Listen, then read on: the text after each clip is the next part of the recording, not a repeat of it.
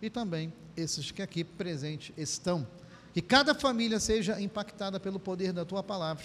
Então usa teu profeta de forma poderosa, em nome de Jesus. Todo o povo de Deus diga. Tire a mão sobre vocês, irmão, diga assim: vocês vão ser abençoados pela palavra de Deus. Pastor Diego, todo seu. Paz do Senhor Jesus, amém, gente? Amém. Agradecer a Deus pela oportunidade de estar aqui com os irmãos. Agradecer pastor Renato, pastora Bianca pelo convite, agradecer pastor Nígia e pastor Daniel Marcílio por liberar, agradecer meus sogros, que são praticamente meus pais. Eu já perdi pai e mãe, mas ganhei paz do coração, que são os meus sogros, presbítero José, diaconisa Margarete, e agradecer a minha rainha, presbítera Priscila, e meus filhos, Daniel e Isaac. É uma honra estar aqui com os irmãos. Aproveitando que vocês estão de pé, abra a Bíblia aí, por favor, em Filipenses, capítulo 2, verso 1. O tema do sermão dessa noite, se o pessoal do Sim puder colocar, vamos ler juntos? No já? No vai? 1, 2, 3 e vai! Compartilhando em casa o que recebemos de Cristo. Filipenses, capítulo 2, a gente vai ler só o verso 1, tá? O 2 vai ficar para o final. Diz assim, é um versículo só, então numa só voz, numa só fé, com aquela vontade, aquele ânimo de filho de Deus. 1, 2, 3 e vai! Portanto,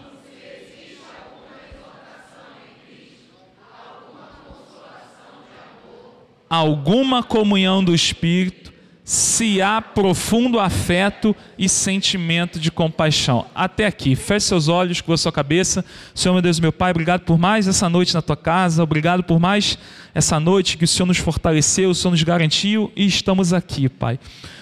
Me abençoa, Pai, me ajuda, Senhor, na pregação da palavra, para que a Tua igreja seja exortada, consolada e edificada, mas para que somente o Seu nome seja glorificado e a Sua igreja seja abençoada. Obrigado por tudo, ser conosco, nos guarda em nome de Jesus, todos digam. Podemos sentar, irmãos, com a graça de Deus. Irmãos, antes de iniciarmos a mensagem, pela misericórdia de Deus, do Senhor, já escrevi alguns livros, e eu trouxe 2 aqui, nessa noite. Esse aqui, Revestidos do Poder de Deus, é uma exposição de Efésios 6, dos versos 10 a 17, fala sobre a armadura de Deus, trabalhando cada peça da armadura de Deus. Eu tive a honra de ter o prefácio escrito por Maurício Zagari, que é um autor cristão, editor do Augusto Nicodemos, enfim. Então, eu tenho alguns comigo aí na mala do carro, R$19,90, tá? E o último foi esse aqui, Movendo Montanhas, exercendo a fé operante, como fortalecer a fé. E no verso eu tive a indicação do nosso pastor, da minha rainha, presbítera Priscila, e também do pastor César Cavalcante, que durante bastante tempo foi âncora de debate da Musical FM, muitos debates viralizaram aí, enfim. Então, esse aqui está R$29,90. R$29,90, R$19,90. R$30, R$20. Então, se quiser abençoar a minha vida, meu ministério, eu creio que você também vai ser abençoado. Ao final do culto é só falar comigo. Aí pode pagar no Natal, no Ano Novo, em 2027. Só tem que pagar, amém? Amém? Mas no final do culto. Irmãos, compartilhando em casa o que recebemos de Cristo. Quem aqui, é uma pergunta retórica, mas é para provocar, quer ter uma família em unidade? Diga amém. Mas será que a gente quer pagar o preço? Eu fico olhando para cima, porque lá na sede o relógio é em cima, mas o relógio é ali, né? A vida cristã, irmãos, ela vai absolutamente na contramão do mundo. Como então nós podemos conduzir a nossa família de uma forma que agrade a Deus? Irmãos, até que Jesus volte, e hoje o Ministério de Louvor aqui tocou essa música, né? Mas a igreja será... E essa música que toca muito ao meu coração, porque eu anseio, e eu creio que você também, anseia pela volta de Cristo. Mas até que Cristo volte, nós estamos inseridos nesse mundo. Não tem jeito, irmãos. Eu tenho 2 filhos, um de 10 e um de 3 anos. Eu não posso colocar concreto na minha porta e só deixar uma portinha para entrar comida do iFood. Eu preciso que eles vão para a escola. Eu preciso trabalhar. Nós precisamos sair. Nós precisamos até para evangelizar. Jesus nos diz isso em João 17,15. Ele pede para que a gente não seja tirado do mundo, mas para que a gente seja guardado do mal. E que mal é esse? É nós, enquanto cristãos, ou cristãos, mesmo professando a fé cristã, a gente ser guiado pelos valores do mundo. E aí, aos poucos, eu vou deixando os valores do mundo entrando dentro de casa. E aí, irmãos, muitas vezes eu vejo que meu filho está com um comportamento esquisitinho, eu vejo que minha filha está com um comportamento esquisitinha, e eu assisto de camarote, sem fazer absolutamente nada, o mal entrando dentro de casa. Ou eu assisto de camarote a falência do casamento e não fazemos absolutamente nada. João 17, o próprio contexto diz o seguinte, Jesus diz, santifica-os na verdade, a tua palavra é a verdade. Então, se eu quero ter uma família unida, se eu quero ter uma família em novidade de vida, eu preciso guiar a minha família pela palavra de Deus. Quando Jesus diz, santifica-os na verdade, a tua palavra é a verdade, a palavra verdade ali, a palavra santifica, significa separada. Significa o que, gente? Apartada. Ou seja, a minha família, eu, presbítera Priscila, que mora na minha casa, né? Eu, presbítera Priscila, Daniel, Isaac, nós estamos no mundo, mas estamos separados desse mundo. Porque senão o mal entra na minha casa e eu assisto de camarote. Então, em nome de Jesus, que essa seja uma noite em que a gente se lembre que a gente precisa guiar a nossa família de acordo com a palavra de Deus. Não importa o que a sociedade prega, não importa o que a sociedade está dizendo, os meus filhos e os seus filhos serão criados na disciplina da palavra de Deus. O nosso casamento será guiado pela palavra de Deus. E aí, irmãos, aqui em Filipenses 2, nós temos 4 palavras. Diga 4 palavras.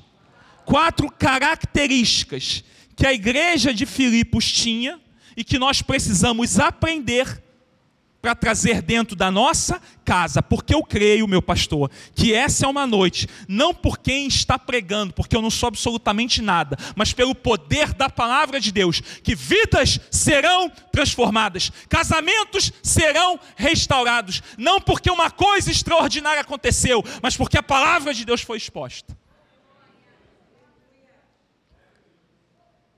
Irmãos, muitas vezes a gente sabe que precisa mudar. Maridão, eu sou casado, vou fazer, não posso errar a conta, deixa eu fazer a conta aqui, 2008, 2025, 17 anos em outubro. Ainda bem que eu sou contador. Eu faço a conta rápida. 17 anos, mas a gente está junto desde 2001, tá? Entre namoro, noivado, enrolação, casamento. 24 anos juntos. Então, apesar de eu ser muito novo, olha, muito novo, essa barba branca aqui é que eu pinto só para parecer mais maduro. Não, brincadeira, 40 anos. Então, alguma coisinha de casamento eu sei. Maridos, eu sei que às vezes a gente sabe, esposas também, que tem que mudar. Mas sabe por que a gente não muda? Porque o orgulho vence. O orgulho vence. Eu sei que eu preciso mudar, eu sei que eu preciso reconhecer, mas o orgulho vence. Mas que em nome de Jesus, que essa seja uma noite em que o orgulho não vença mais.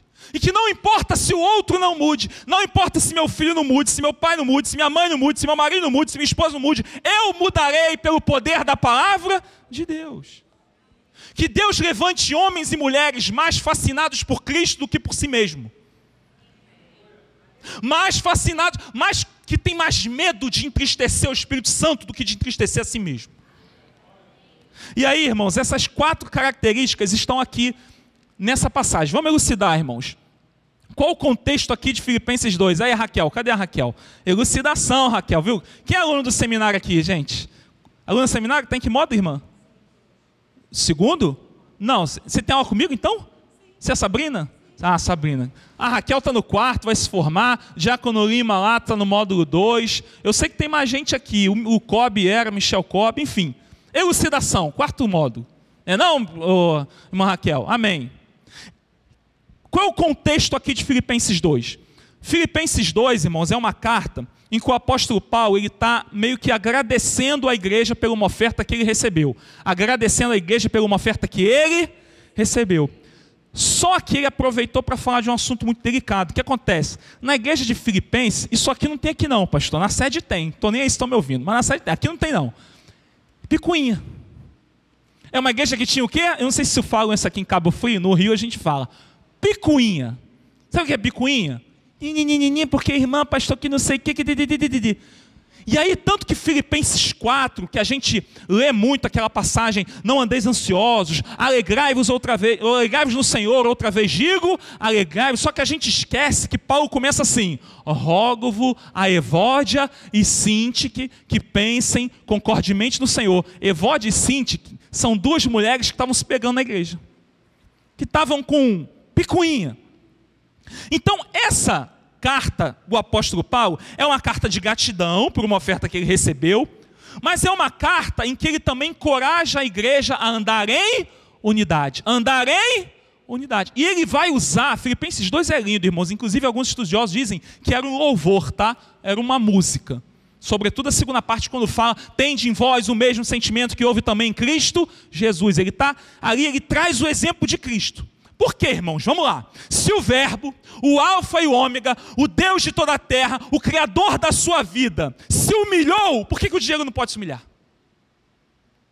Se Deus encarnou, o verbo se fez carne, e ele fez isso para que houvesse reconciliação entre Deus e os homens, se ele abriu mão, renunciou à sua glória, porque o Diego não renuncia à sua razão.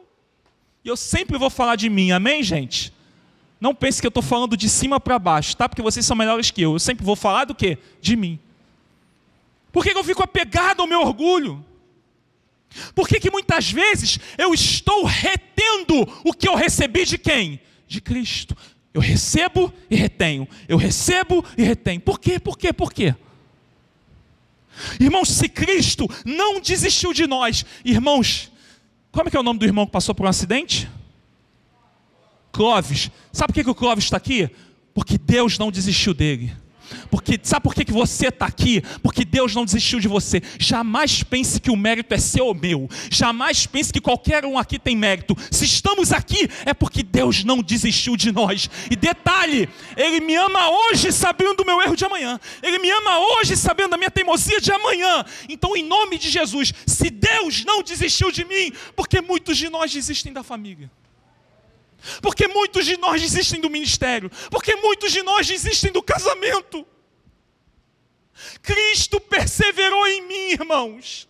Cristo persevera em mim diariamente. Você sabe as lutas que você tem. Você sabe as vezes que você pensa em desistir. Às vezes que você pensa em botar um balde e dar um bico. Mas você está aqui cumprindo a sua chamada. É porque Cristo perseverou em você. Se Cristo perseverou em você, se Cristo perseverou em mim, eu tenho que perseverar pela minha família. E aí vamos lá, irmãos. As 4 palavrinhas. Primeira palavra, bota aí Filipenses 2:1, por favor. Antes uma consideração, irmãos. Essa tradução aqui, se existe, ela não é muito boa, tá? A tradução correta é já que. Qual é a tradução correta? Já que. Então portanto, já que existe alguma exortação. Primeira palavra que tinha na igreja de Filipe. E eu preciso ter dentro de casa, qual é a primeira palavra? Exortação. Essa palavrinha vem do grego paraklesis e significa encorajamento. A gente tem um conceito errado, pelo menos no Rio de Janeiro, de exortação. A gente acha que exortação é pancada. Não, exortação é encorajar. A questão sabe a academia, irmãos? Eu estou tentando ter uma vida ativa de academia. E aí quando você está na academia, tem um pessoal que tem mais dinheiro, que não é o meu caso, que vai com personal trainer. E aí como é que é o personal trainer? Eu sozinho, pesou, eu abaixo. O personal faz o quê? Vamos embora. Vai, a última. É isso. Encorajar. A questão eu tenho encorajado a minha esposa a agir de acordo com a palavra de Deus? Eu tenho encorajado meu filho?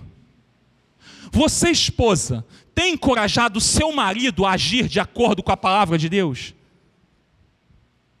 É uma reflexão que tem que fazer, irmãos. Irmãos, como eu acho que o meu filho permanecerá na fé se eu não encorajo? E aí, irmãos, não adianta encorajar, é preciso ser exemplo. Não adianta encorajar, é preciso ser exemplo. Porque a Bíblia diz, ensina a criança o caminho que deve andar, sim ou não? Não! Ensina a criança no caminho. Eu preciso percorrer junto o caminho. Porque não adianta eu dizer para ele fazer X, se ele me vê fazendo Y. Irmãos, quem é pai, quem é mãe aqui, eu sei que os filhos testam o nosso domínio próprio. Quem é pai, quem é mãe de filho pequeno, então, testa assim. Se você está pensando em exercer o domínio próprio, tenha filho. Que eles testam o teu domínio próprio. E aí muitas vezes a nossa tendência é o quê? Toma aqui, ó, toma. Só que se eu não tiver tempo para os meus filhos, eles vão ocupar o tempo deles com outra coisa, e essa coisa provavelmente não prestará. Portanto, irmãos, será que tem tido exortação dentro de casa? Encorajamento, estímulo? Irmãos, será que a gente não tem que reaver algumas das nossas prioridades? Quando que eu vou entender que a falta de estabelecimento de prioridade vai resultar em um monte de urgência desnecessária? E aí, bota aí para mim. Ela ganhou o negócio do Enem. Vitória. Bota aí para mim. Ela junto com o Carlos, não sejamos injustos. Provérbios 24, 3. Olha aqui, ó. Vamos lá. 1, 2, 3 e vai.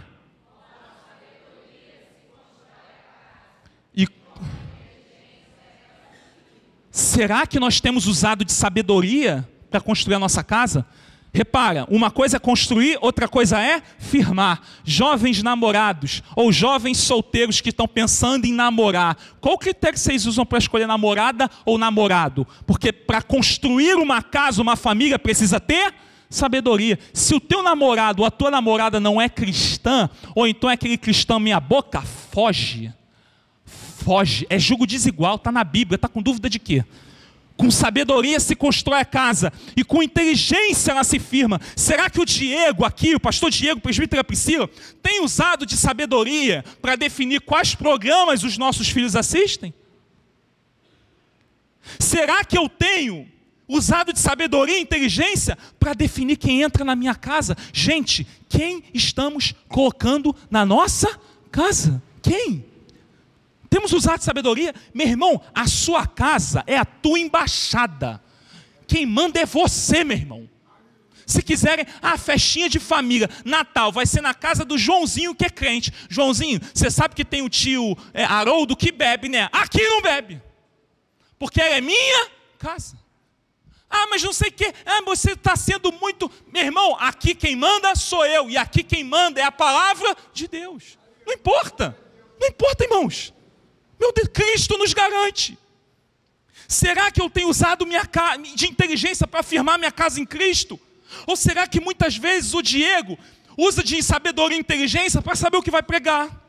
Para saber como lidar com aquela situação na igreja, para saber para lidar com aquela picuinha. Quantos de nós passam a semana orando para trazer uma mensagem no culto, para trazer uma mensagem para os jovens, para trazer uma mensagem para o culto de mulheres? E quantos de nós passam a semana orando para saber como se aproximar do filho? Será que eu me preocupo com o exemplo que eu estou dando para o Daniel e para o Isaac? Irmãos, eu falei isso hoje de manhã em Saquarema.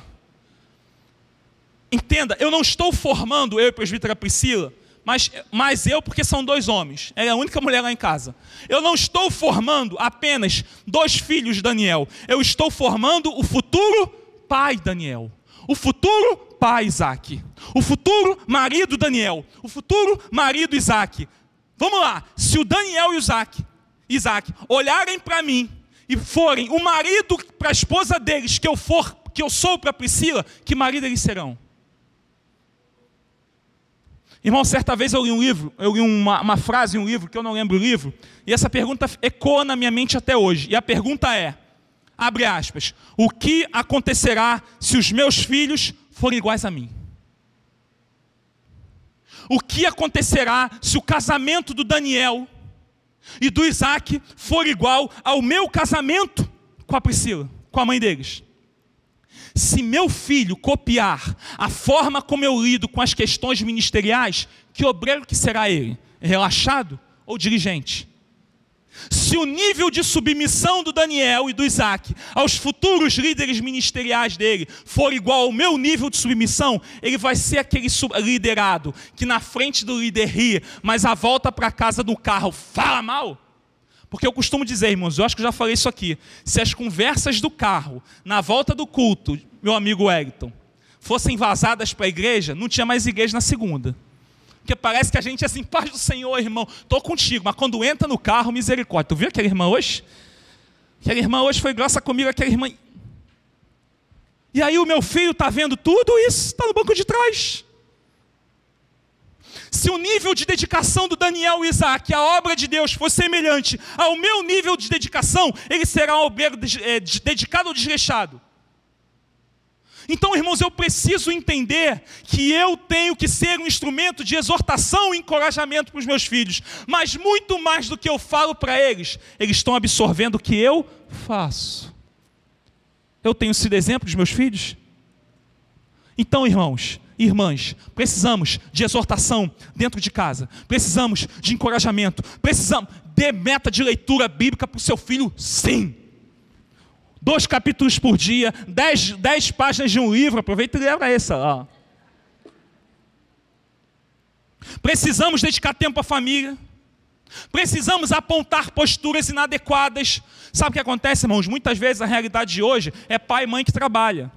E aí às vezes tem pouco tempo com o filho. E aí às vezes fica com receio de corrigir o filho, porque poxa, eu já tenho pouco tempo com ele. Aí meio que se sente culpa e não corrige. Corrija seu filho. Você está trabalhando para trazer alimento para ele. Corrija seu filho. Tem um livro chamado Pastor Aprovado, de um autor chamado Richard Baxter. E ele diz o seguinte, abre aspas, um lar onde não há exortação à piedade é um lar prestes a ruir. Então, maridos, se tua esposa está com posturas inadequadas, exorte-a. Esposas, se seu marido está com postura inadequada, exorte-o. Pais, se seus filhos estão com posturas inadequadas, exorte-os. Filhos, se seus pais estão com posturas inadequadas, exorte-os. Irmão, a gente tem que ser humilde para ouvir. Eu sou líder lá do Ministério de Arte, lá na sede, e agora também do VIPS, pela misericórdia de Deus. Ore por nós aí, em nome de Jesus, amém? E aí, irmãos, eu preciso ser humilde, de às vezes vir um liderado e falar, pastor, com todo respeito, você acha que você não deveria agir assim? A pessoa tem que saber falar, sabe por quê? Moisés conversava face a face com... E ele ouviu o conselho de quem? Do sogro. Ele não poderia dizer, ô Jetro, eu converso face a face com Deus, quem é você para me dar conselho? Então a gente tem que ser humilde. Então, filhos, está percebendo posturas inadequadas no papai de vocês, na mamãe de vocês? Com respeito, com honra, com zelo? Exorte. Exortação. Exortação. Segunda característica, bota aqui, Vitória, por favor. Portanto, já que existe alguma exortação em Cristo, alguma consolação. Então, qual é a segunda característica, gente? Consolação. Tem um livro do Russell Shedd chamado Epístolas da Prisão. Ele diz que essa palavra aqui, consolação, no grego significa um empurrãozinho por trás. É um suporte, mas também é um estímulo. É um suporte, mas também é um estímulo. Será que o Diego tem prestado suporte dentro de casa? Quem aí é irmão mais velho e tem irmão ou irmã mais nova? Na época lá da escola, ou se você vive essa realidade hoje, você ajuda seu irmão? Não precisa responder não, é só para refletir. E sua irmã no dever de casa? Porque tu sabe que irmãos, naturalmente, são desunidos. Os pais precisam fomentar uma união, porque eles brigam. Porque muita gente está dando um monte de suporte para as pessoas de fora, mas não dá suporte para as pessoas de dentro. Será que eu tenho dado suporte à minha esposa? Ou será que eu tenho sido dentro de casa, e às vezes dentro da igreja, um instrumento de confusão? Eu preciso refletir, irmãos. Me desculpe, irmãos, a palavra nos exorta a uma reflexão, porque é uma tremenda incoerência eu clamar por paz, mas ser um verdadeiro tormento na vida dos outros. É uma incoerência absurda eu clamar, Senhor, me dá paz, mas aí quando acaba a comunicação, eu sou um tormento na vida dos outros. Então, em nome de Jesus, que não sejamos mais, você de casa aí, ó, você do lado direito, do lado esquerdo, não sejamos mais instrumentos de tormento. Eu não tenho que ser um tormento para Priscila, irmãos. Eu não tenho que ser tormento para pastor Daniel e pastor Nígia. Eu não tenho que ser um tormento para pastor Renato. Em nome de Jesus, que sejamos instrumentos de consolação e de paz. Irmãos, tu sabe o que é isso? Sabe aquela pessoa, tu tem gente assim no teu trabalho que eu sei que eu trabalho igual você. Aquela pessoa, quando aparece, tu fala assim, misericórdia. Tu vai almoçar lá, não sei se tem uma cozinha no teu lugar, aí tu vê que a pessoa está na cozinha, tu faz o quê? Tu volta outra hora. Só comigo acontece isso? Por quê? Porque tu vai falar com a pessoa, tu sai pesado, irmãos. Que não seja o nosso caso em nome de Jesus. Que sejamos instrumentos de consolo, de paz, fontes a jorrar com a pregação do Evangelho. Se as pessoas tiverem algum conflito, que esse conflito seja causado pela palavra de Deus. E não pelo meu temperamento difícil. E não pela minha personalidade, porque eu sou uma pessoa de personalidade, é difícil de lidar mesmo. Então, em nome de Jesus, irmãos, vamos lá, a palavra em Cristo, a expressão em Cristo, ela aparece explicitamente na primeira frase, amém? Só que ela está implícita nas outras, tá? Então é assim, ó, portanto, já que existe alguma exortação em Cristo, está explícito. Agora, alguma consolação em Cristo, a palavra em Cristo, a expressão está suprimida, mas ela está ali. E por que isso é importante, irmãos? Porque nós recebemos consolo de Cristo diariamente. Nós recebemos um empurrãozinho de trás, empurrãozinho não, né? Um empurrãozão de trás de Cristo diariamente. Cristo nos sustenta, Cristo nos fortalece o nosso íntimo. Então, se eu recebi consolo e fortalecimento do Rei, eu tenho que ser instrumento de consolo, eu tenho que ser instrumento de fortalecimento. Eu recebi consolação dele, eu espalho a começar dentro de casa. Que os nossos filhos não precisem se consolar com drogas, com bebidas, com pornografia, porque eles receberão consolo de Cristo por meio de seus pais.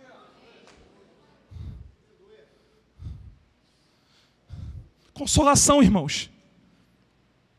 E a terceira palavra, vamos lá, diz assim, ó, portanto, já que existe alguma exortação em Cristo, alguma consolação de amor em Cristo, alguma comunhão do Espírito em Cristo.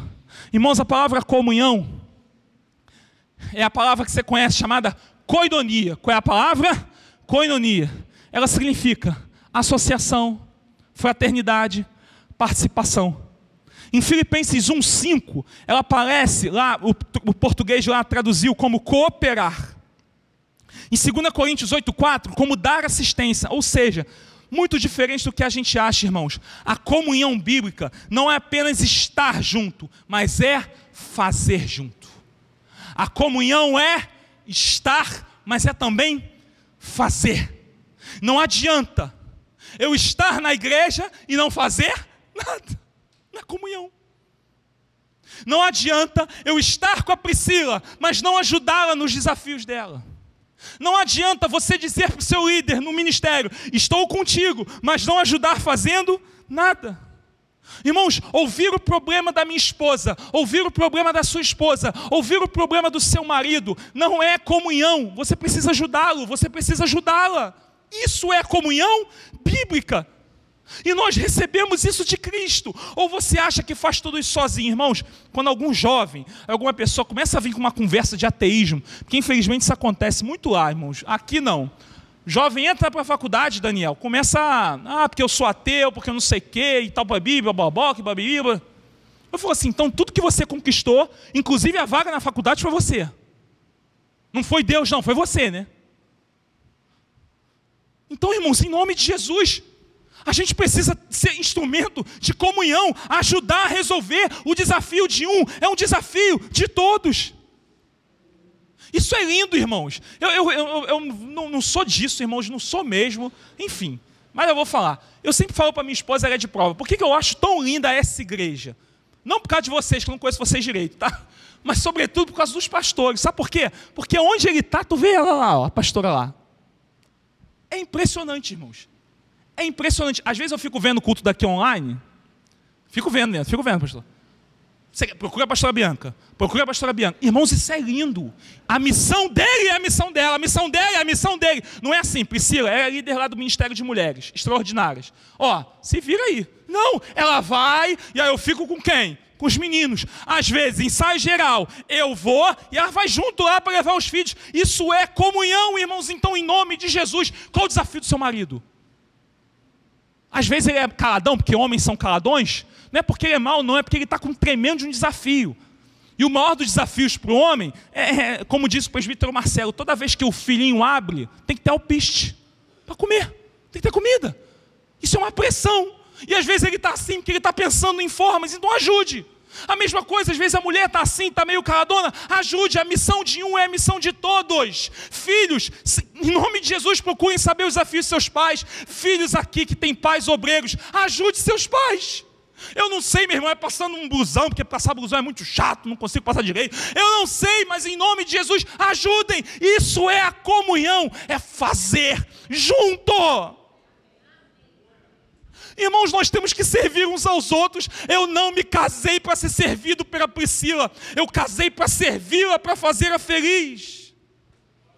Mas muitas vezes eu acho, irmãos, que as pessoas que estão ao meu redor são para satisfazer as minhas necessidades. Não, em nome de Jesus, que tenhamos entendimento que a comunhão é não só estar, mas é também fazer junto. Irmãos, nós dizemos, nós temos que imitar Jesus. Nós temos que imitar Jesus. Nós temos que imitar Jesus. Jesus nasceu para quê, gente? Para morrer. Messias significa ungido, mas também significa escolhido. Diga escolhido. Escolhido para quê? Para morrer. Escolhido para servir ao outro. Então, se o mestre serve, por que o Diego só quer ser servido? Então, em nome de Jesus, qual é a terceira palavra? Comunhão. E a última, irmãos, não é uma palavra, mas é uma expressão. Aqui, ó. Já que há profundo afeto e sentimento de compaixão. Irmãos, na Almeida Revista Atualizada, está uma expressão bonita e forte, que é entranhados afetos. É uma coisa que vem da entranha. E mais uma vez a expressão em Cristo está suprimida aqui. E por que isso é importante? Porque Cristo tem por você e Cristo tem por mim um profundo afeto e sentimento de compaixão. Irmãos, se não fosse a compaixão de Cristo, nós seríamos consumidos agora. Agora. Porque a santidade de Deus é tão grande que Ele matou o Filho para guardar essa santidade. Então, se Ele não nos extingue, se Ele não nos fulmina, é porque Ele tem por nós um profundo afeto e sentimento de compaixão. A pergunta que se faz é a seguinte: jovens, vocês têm profundo afeto e sentimento de compaixão pelo Pai de vocês? Sabe por quê? Falando com conhecimento de causa, um dia eles faltam,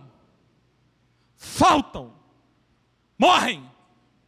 E não adianta ter um profundo sentimento de afeto, sentimento de compaixão. Não adianta se debulhar sobre um caixão. Faça hoje. Ah, mas meu pai, você não sabe como é meu pai, você não sabe como é minha mãe. Meu irmão, o cristão é você, o lavado é você, o redimido é você. Quem foi alcançado por essa exortação, por esse consolo, por essa comunhão, quem tem o amor de Cristo sobre a sua vida sou eu e você. Então a iniciativa tem que ser nossa. Desculpa, irmãos, desculpa. Jovens que maltratam pais e vêm para a igreja e querem ter manifestações efusivas do Espírito. Mulheres que sequer tocam em seus maridos e querem ser tocadas pelo Espírito Santo. Homens que sequer tocam em suas esposas e querem ser tocados pelo Espírito Santo. Desculpe, irmãos, com a palavra de Deus não tem mimimi. Ou é ou não é. É sim ou não. E aqui, irmãos, o entranhados afetos é o seguinte. Vamos lá. Você sabe que você faz algumas coisas no automático. Por exemplo, quem aqui dirige? Quem é que veio dirigindo para a igreja? Eu te garanto que você veio dirigindo para a igreja pensando em um monte de coisa. Mas você passou a primeira, passou a segunda, deu seta, viu se tinha carro vindo. Hoje o pastor Renato me ensinou como é que é na rodovia, porque eu, quando vim para cá, vim de cá, não sei se eu estou certo, vim para cá lá da igreja do pastor Marcílio, para lá de lá. Aí para virar aqui para a esquerda, em vez de eu ficar no acostamento, eu fiquei ali na esquerdinha jogando a seta. Errado, né, meu pastor? Tem que ficar no acostamento. E a gente faz tudo isso pensando em um monte de coisa. Por quê? Porque dirigir está no automático, certo? Passa a primeira, a segunda. Não sei se aconteceu com você. Às vezes eu estou no mercado e vou para casa. Quando eu chego em casa, eu caminhei isso tudo. Porque eu estava pensando um monte de coisa. Ou seja, está no automático. Pega isso aqui. Por que o meu afeto com os meus filhos não está no automático? Deixa eu te explicar. Quando Daniel e Isaac tiram minha paciência, não está no automático. O que está no automático? Para eu ter afeto com eles, sabe o que eu preciso fazer? 1, 2, 3, 4, 5, 6, 7, 8, 9, 10. Oi, filho. Percebeu? O nosso automático parece que é... E aí, para eu ter afeto por eles, é concentração. Mas o entranhar dos afetos é o seguinte, que na minha relação, eu-família, que automaticamente eu tenho afeto pela minha esposa, automaticamente você tem afeto pelo seu marido, automaticamente nós tenhamos afeto pelos nossos filhos. Isso não significa deixar de exortá-los e muitas vezes até gritar, porque Jesus deu chicotada um monte de gente no tempo, mas isso tudo será com controle. Sabe qual é o segredo? Será que eu estou errando com meu filho? É o seguinte, você está corrigindo em controle? Porque se está no alto do seu controle, pode gritar, pode corrigir. Agora, se percebeu que está corrigindo por falta de controle, está errado. Está errado. Eu só estou descontando nele a picuinha que eu tenho que resolver na igreja. Então, em nome de Jesus, irmãos, 4 palavras, ou 4 características que tinham na igreja de Filipenses. E que nós, em nome de Jesus, assumiremos o compromisso de ter dentro de casa. E aí sabe qual é o resultado? Bota o verso 2 aí, Vitória, por favor. Então, complete a minha alegria, tendo o mesmo modo de pensar, tendo o mesmo amor e sendo unidos de alma e mente. Se eu quero ter uma família unida de alma e mente, verso 1, eu preciso dentro de casa ter exortação. Encoraje seus filhos. Encoraje suas filhas, encoraje seu marido, encoraje seu esposo, encoraje sua esposa. Eu preciso ter consolação. Meus filhos, seus filhos não buscarão consolo em nenhum outro lugar, porque eles terão isso dentro de casa. Em terceiro, comunhão, é fazer junto. É fazer junto, é procurar saber qual é o desafio. Irmãos, você pergunta para o marido, aonde sua esposa foi? No médico. Qual a especialidade? Sei lá. O cara não sabe qual o tratamento que a esposa está fazendo. Seu marido está onde hoje? Está cumprindo a escala dele no trabalho. Em que bairro? Não sei. Esposas que até hoje não sabem qual é a profissão do marido direito. É fazer junto. Comunhão. É estar junto, mas é fazer junto. E último, que tenhamos profundo afeto e sentimento de compaixão. Irmãos, é difícil, porque eu sou temperamental. Mas nós cremos num Deus que muda até temperamento. E em nome de Jesus, que nós possamos...